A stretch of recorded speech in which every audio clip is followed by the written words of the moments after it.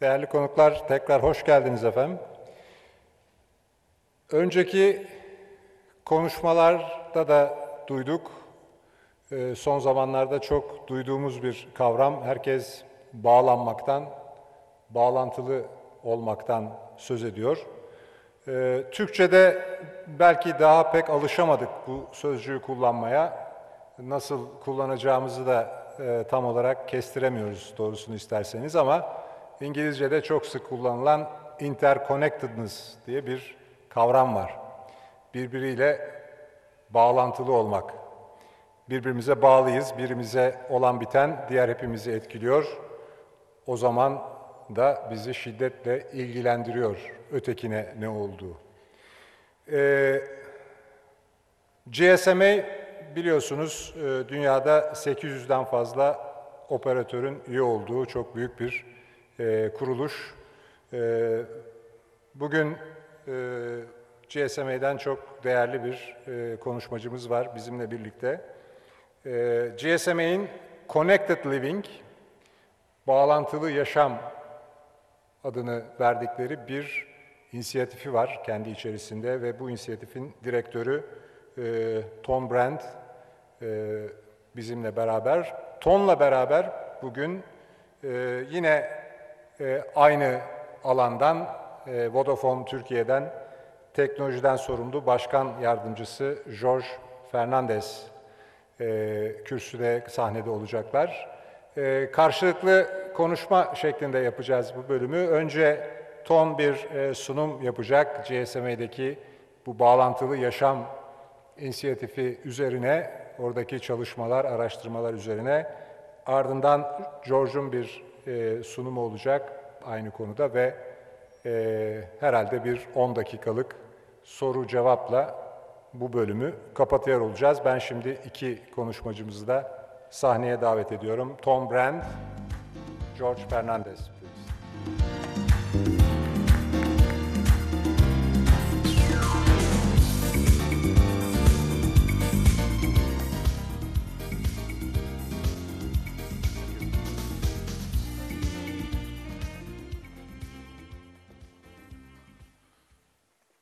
I want to read your notes. Good afternoon, everybody. My name's Tom Brand. I'm from the GSMA. But before I start, I'll just move up a little bit. Can I see some hands to understand who's in the audience? So, who is working with or for a mobile operator? Okay, fixed line operator? Okay, IT software development? Getting better, getting better. IT software service provider. And the rest is consultant? And university. Okay, let me talk a little bit about the GSMA before I start off. Let's see if it works. It should.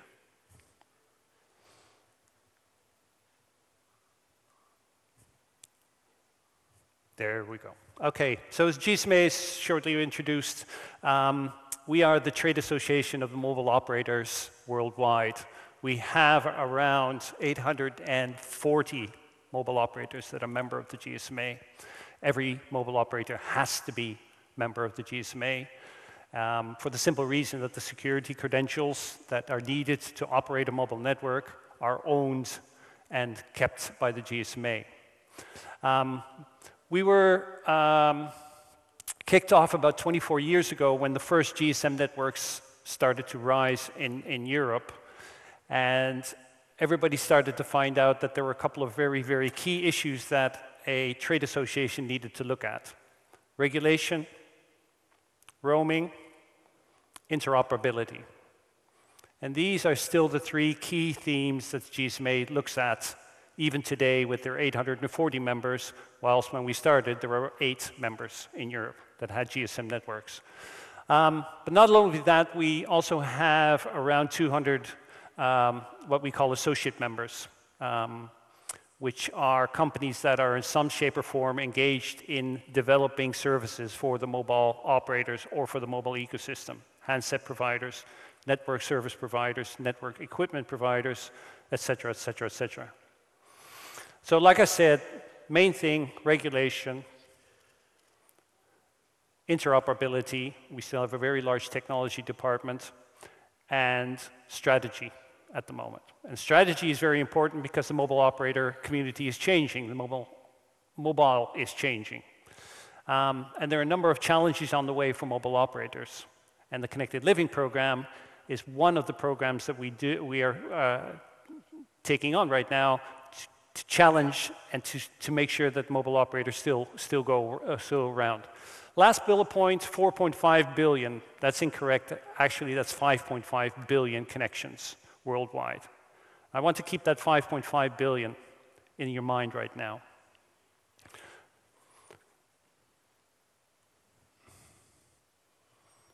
Because when we talk about connected living, that's not a common terminology for everybody. I think probably the first one, M2M, everybody's heard of. M2M, there's a brilliant exhibition space from Vodafone outside where there's a number of examples of very typical M2M applications. But M2M means machine to machine. And if that machine is attached to a human person monitoring his heart condition, it's not really machine to machine anymore. Second is the Internet of Things. Again, kind of a terminology that everybody uses, no real definition, nobody really knows what it means. Embedded mobile is another definition that comes around. What we have done is we wrapped everything into one term, connected living, because we think that mobile is going to be much more integrated into your everyday life than just the handset, the smartphone, and the tablet, and maybe even a notebook while it lasts. So much more mobile connectivity is going to come around into the home, into your workspace, and into the industrial environment. And that is what we call connected living. And why is this important for mobile operators? I said, keep in mind 5.5 billion.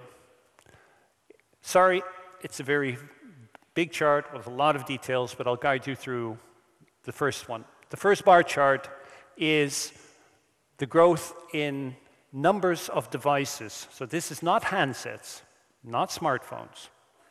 It does include tablets. It includes consumer electronic devices. And you'll see that the growth goes up to 25 billion devices in 2020. Now, this is a forecast, right? It might be 20 billion. Others think it's going to be 50 billion. Whatever. It's 5 times more than the current number of handsets there are in the market right now. If you look at it from the technology point of view, you'll still see that the M2M, so the really industrial part of that 25 billion, 25% is still going to be very much M2M. Laptops and PCs will still remain, tablets will still remain, and handsets is only 2% of that. Now again, this is not voice handsets. These are handsets specifically made, for instance, to support somebody with a cardiac disease or to support somebody who has diabetes and needs to be monitored on a regular basis.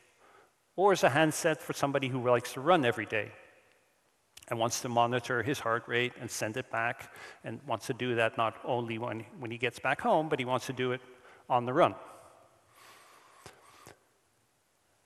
The technologies, if you put it into the vertical markets, you'll see that health and automotive are going to be the largest target markets.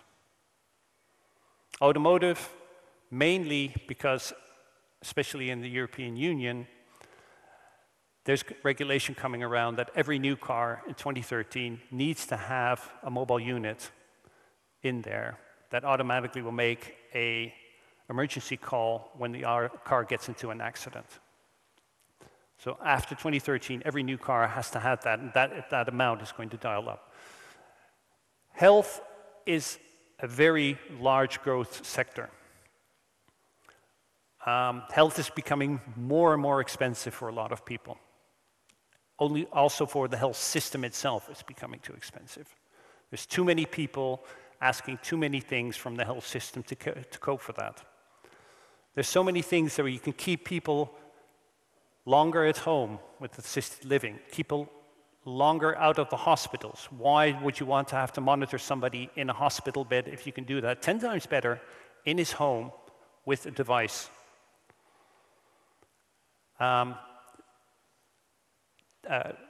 Medication, adherence to medication. One of the biggest problems in health is that people do not take their medication correctly. Now, AT&T already 2 years ago launched a very, very small tablet can with a light on top of it.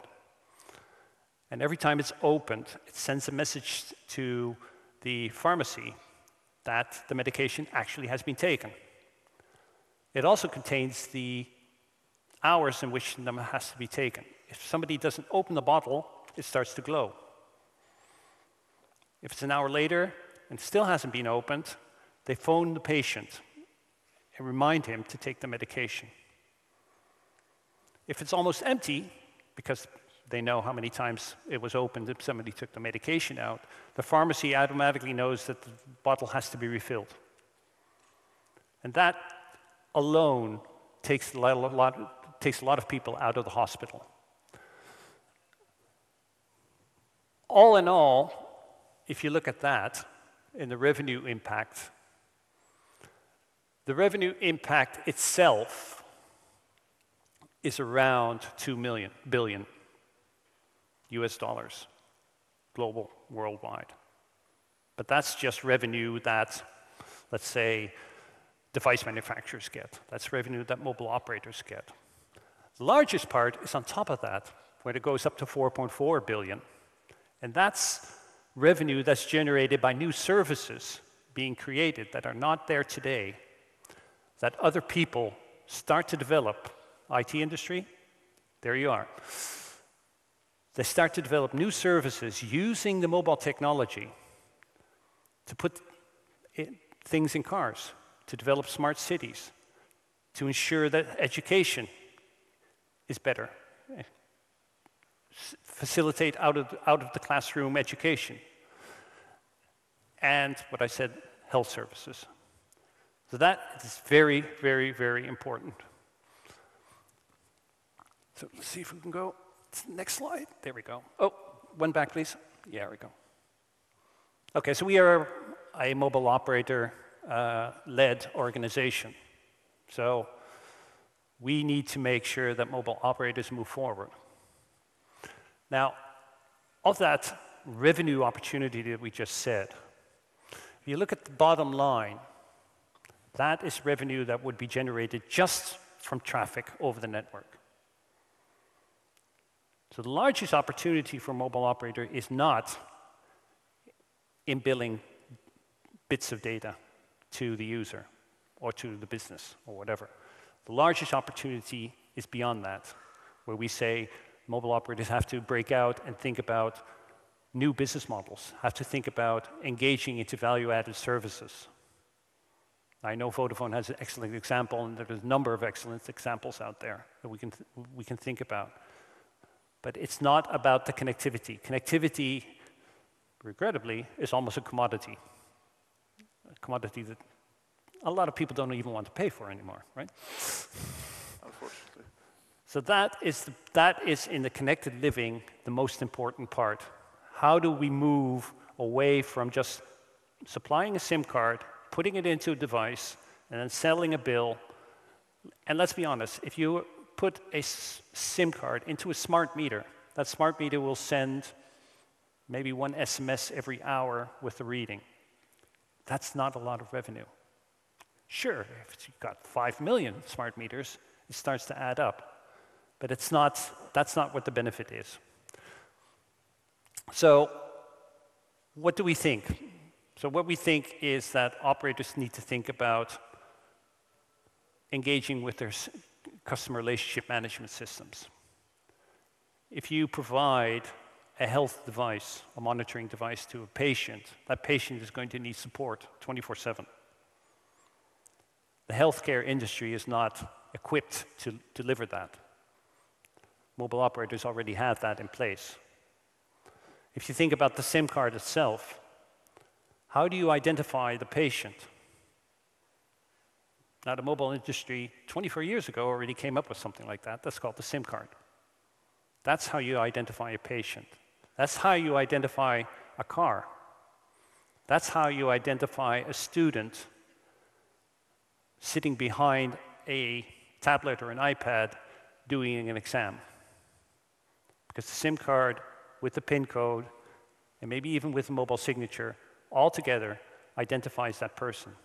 So mobile operators have already a lot that they can offer on top of that connectivity. So we just go to the last one. There we go. So why are we as GSMA doing this? Like I said, operators are under pressure. Facebook, Google, everybody's pumping a lot of data over networks, and the revenue for the operator is zero. In the middle, you'll see our smart cities demonstrator. Smart cities are popping up left, right, and center all over the world. Again, there's mobile technology that can be much more incorporated than what is happening right now. And we are supporting that by setting up a number of demonstrators around what smart cities and mobile technology can do with each other in what we call the Mobile World Capital. You may or may not know, but the GSMA once a year organizes a congress called the Mobile World Congress in Barcelona. And that tracks around 65,000 people into a week. Barcelona is our Mobile World Capital. That's going to be kind of a living testbed where everything, all new technologies we'll try to adopt and to implement into Barcelona. Smart cities demonstrators are one of that. Connected Experience marketing campaign, me being here is part of that, to tell you about connected experiences, to tell about connected life, but also to make the ecosystem aware of the opportunity. Because everything and everybody thinks very, very limited into that M2M space, putting a SIM card into a security camera, putting it into a smart meter. There's so many new types of technologies, new developments going out there. In Malaysia, they're kicking off a service where non-English students get, through the British Council, specific English teaching over a laptop and a notepad. And that's done in combination with the Malaysian mobile operator. So there's so many things going on, and we try to publicize that. So if you go to gsmworld.com, you'll see a huge amount of case studies, white papers, and et cetera, that talks about that. Now the last one in the middle is the kind of tricky one, and that's what we call service awareness. Now it's my firm belief that in the future, the way we think about roaming is going to change. And I know roaming is everywhere is a hot issue, and I'm not talking about pricing, but I'm talking about the fact that now data is data. And when you roam, because you only have one sort of data right now, which is web or email or whatever, it's all packaged in the same way. If you think about that in terms of, let's take a health application. If somebody gets a remote monitoring system strapped to him because that's good for his condition, does that mean that he has to pay more if he goes from the Netherlands to Germany? And if an alarm occurs, are we sure that that alarm is sent off as soon as possible to the hospital and gets the highest priority in the network? Or, like I said, the e-call in the automotive example, that emergency call needs the highest priority that you can get. That's what we call service awareness. Now, this is something not trivial, because the mobile operator networks are not designed at this moment in time to do that, because we never thought about M2M 24 years ago, and we never thought about remote monitoring 24 years ago. So this is a very, very long implementation process that we go on. So this wraps up my discussion, my conversation, my presentation. and I'll just hand over to George.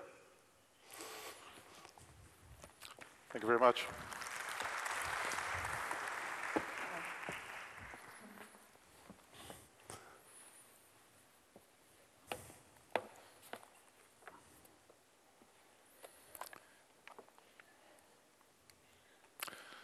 Ladies and gentlemen, good afternoon. My name is Jorge Fernandes, and I am the Chief Technology Officer of Vodafone Turkey.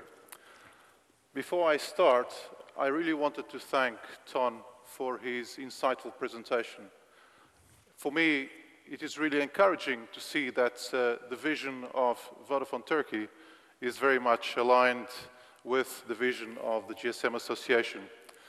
We also believe that the real value in the future is not so much in the sheer revenue that connectivity may bring, but more importantly, in the value-added service that we can bring to our customers and the notion of connected living. So I hope that as I go through my presentation, you will agree that there is a very strong alignment. So for the next 10 minutes, I want to share with you only two ideas around today's topic of the impact of mobile on our lives. The first idea is that the mobile has changed the world and is responsible for taking the digital revolution to 6 billion people and growing. Tom mentioned 5.5, 6, I think the numbers are there or thereabouts. The second idea is that over the next decade, mobile will be responsible for connecting 50 billion devices worldwide and will create completely new business models. Now, the question that I want to bring to you today is, will all these exciting developments make us any happier or make our lives any better? It is difficult to deny the impact that mobile technology has had in our lives since its introduction just over 30 years ago. But the real exciting innovations have really only happened in the last 7 years or so. With availability of more CPU power, more memory, and with the introduction of 3G, greater bandwidth, the mobile phone has gone from making phone calls and sending text messages to a smart and powerful device that has changed the way that we communicate and interact with the world around us. Mobile devices became a platform that changed the way that we connect with each other through voice, emails, social networks, the way that we read the news, books, magazines, listen to music, watch videos and television, take notes, make drawings, take photos and share them instantly, get live traffic information, navigation, the way we find education material, source all kinds of information, and much, much more. According to a recent study by the World Bank on the evolution of mobile, the number of mobile subscriptions in use worldwide has grown from fewer than 1 billion in 2000 to over 6 billion today, of which nearly 5 billion in developing countries. And according to a recent BTK report, there are over 18 million internet subscriptions in Turkey, of which roughly 10.5 million are mobile and 7.5 million fixed. Now, this means that in Turkey, more people already access the internet using their mobile devices than PCs. Morgan Stanley expects this to be the case worldwide by 2014. Now, also, according to the Internet Information and Communication for Development 2012 report, more than 30 billion mobile applications or apps were downloaded in 2011. So, mobile has, in fact, already changed the way that we live, work, and play. It may not have been responsible for the digital revolution, but I believe that mobile will be responsible for spreading it to 7 billion people worldwide. Now, it is difficult to anticipate what will come next, but we can look at some of the known statistics as we have today, or technologies in development, and make some educated guesses. In terms of emerging technologies, what we see on the horizon is, in network terms, for instance, Vodafone has launched 4G service in Germany and Portugal with speeds in excess of 150 megabits per second. That's 4 times more than we currently experience in the best 3G throughputs. In both cases, we are seeing a growth in mobile penetration and a greater convergence of mobile and fixed applications. In other words, 4G is for mobile what fiber was for fixed. We are also seeing a proliferation in the number of applications where machines communicate with other machines without human intervention. As Tom mentioned, known as M2M or machine-to-machine, it is becoming increasingly plausible that in the near future, everything that can be connected will be connected. There is an abundance of examples when it comes to applications of machine-to-machine, ranging from smart metering to connected cars, such as Ford or BMW, to connected vending machines, such as Nestle and Coca-Cola. In fact, the applications of machine-to-machine have become a reality and are having a transformational effect on businesses across a broad range of segments, including mobile health, mobile finance, mobile marketing, utilities, automotive, logistics, agriculture, and much, much more. The transformation benefits that come from new business models enabled by greater cost efficiency, better service quality, improved customer service and experience, and more. In terms of numbers, you have seen a few today, and we've used the same source. McKinsey Research forecasts that by 2020, machine-to-machine will generate revenues exceeding 714 billion euros, including hardware and connectivity, and will account for around 12 billion connected devices. Now, Ericsson believes that the number will be more like 50 billion connected by 2020, including machine-to-machine and other connected devices. Therefore,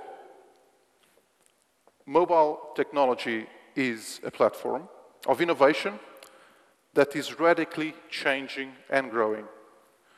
This platform is becoming more easily accessible through both the lower cost of smartphones and the ever-increasing coverage and speed of mobile networks.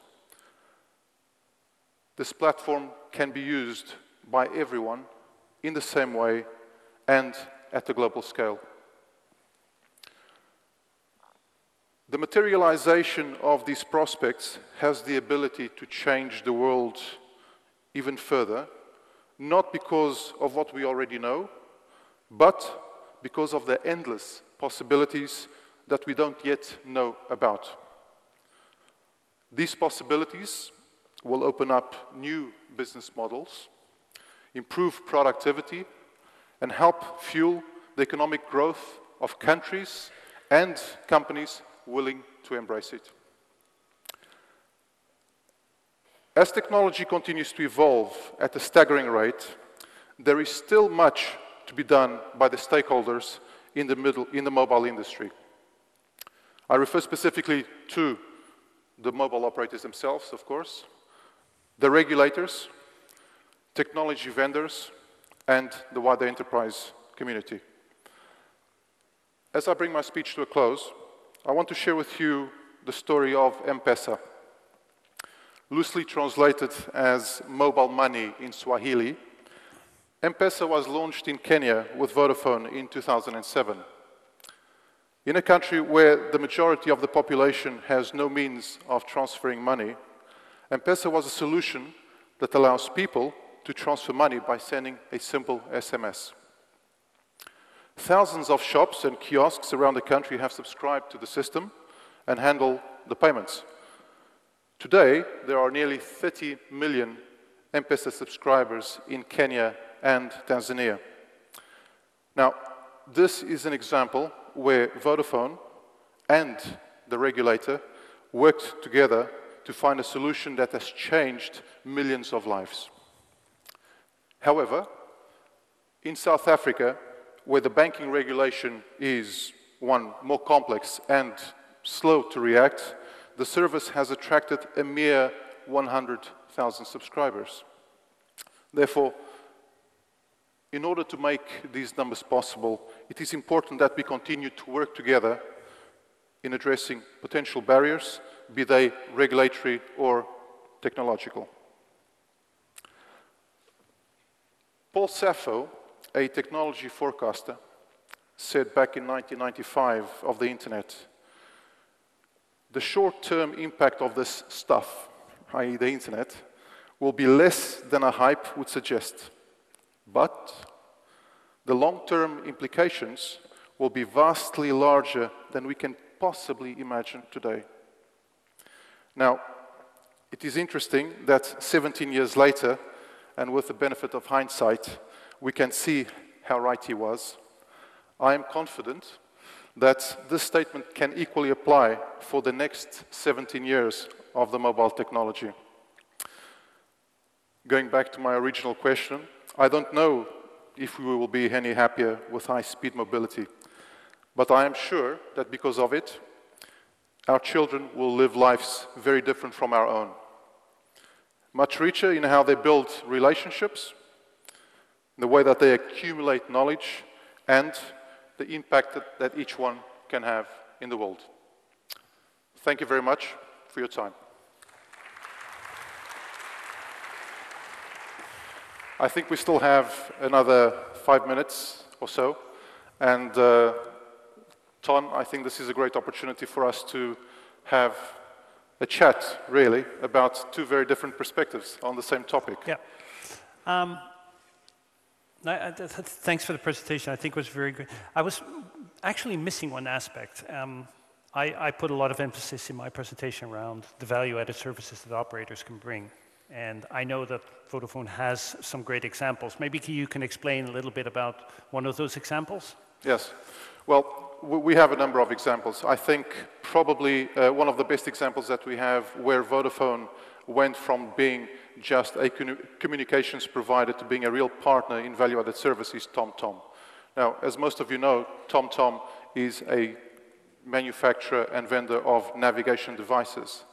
A few years ago, they came to Vodafone with the idea, could we use the information of the network and the movement of subscribers to determine whether there were traffic jams, and of course use their technology to find alternative routes.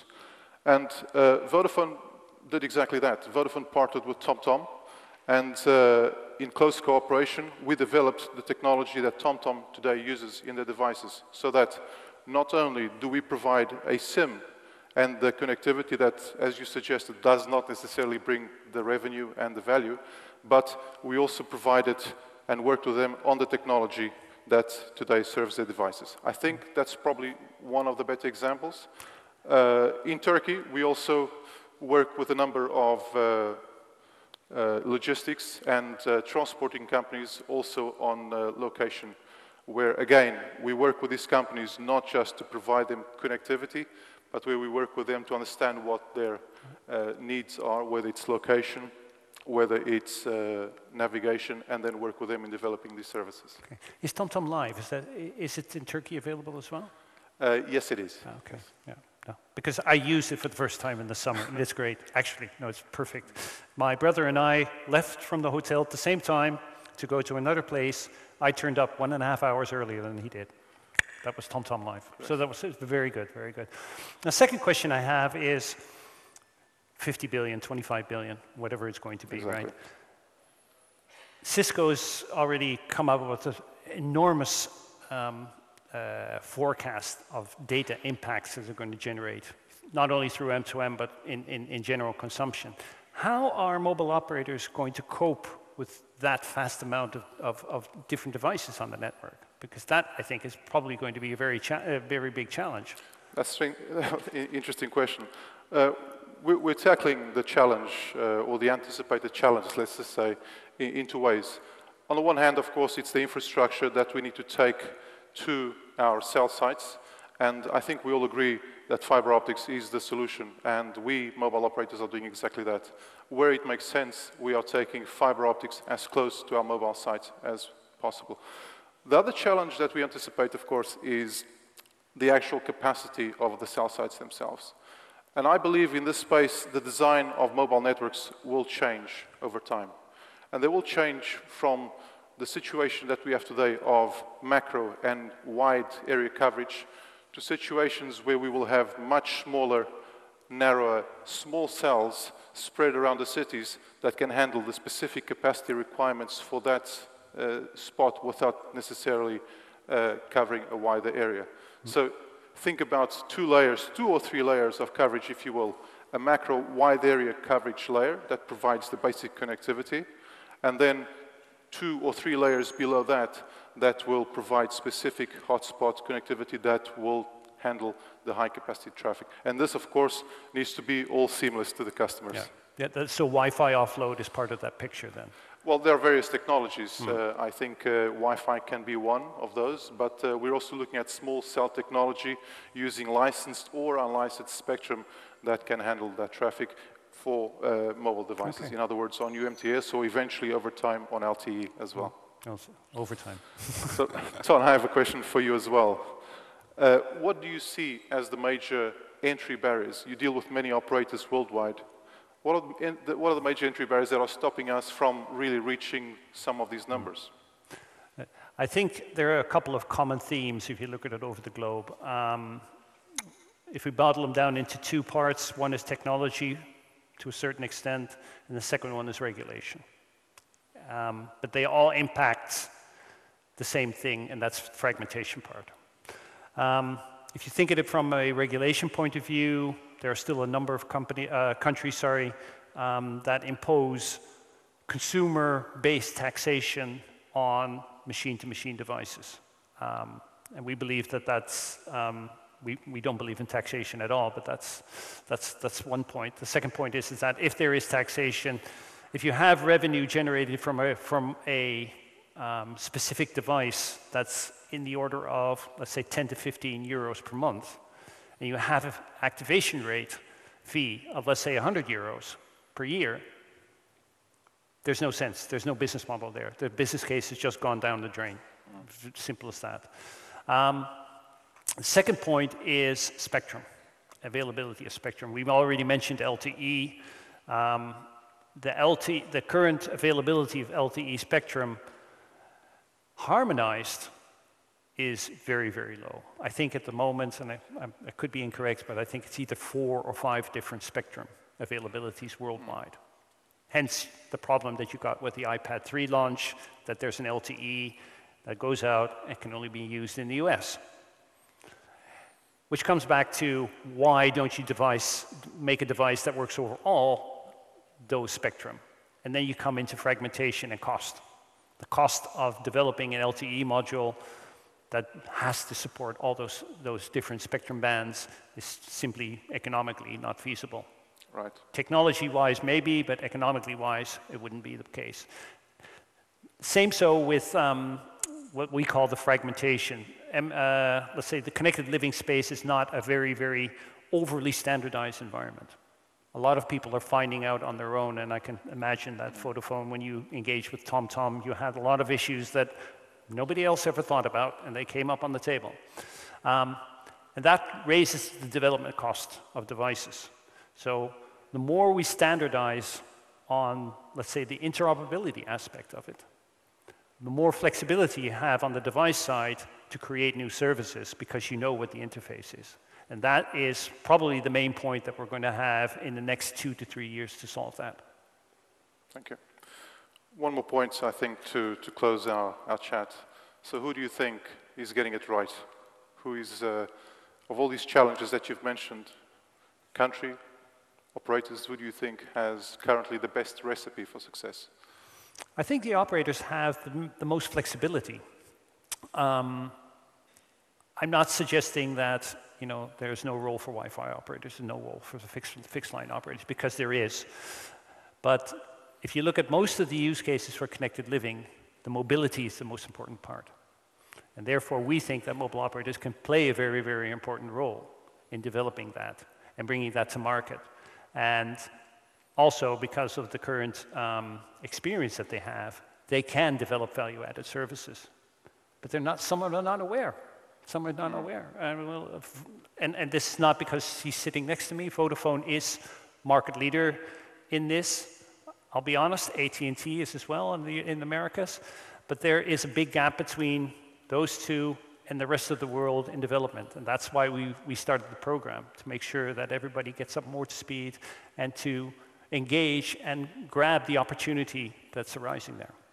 Great. Okay. Well, thank you very much. Thank you very much. Thank you, ladies and gentlemen. I hope that you found the session useful. Have a very good day. Thank you.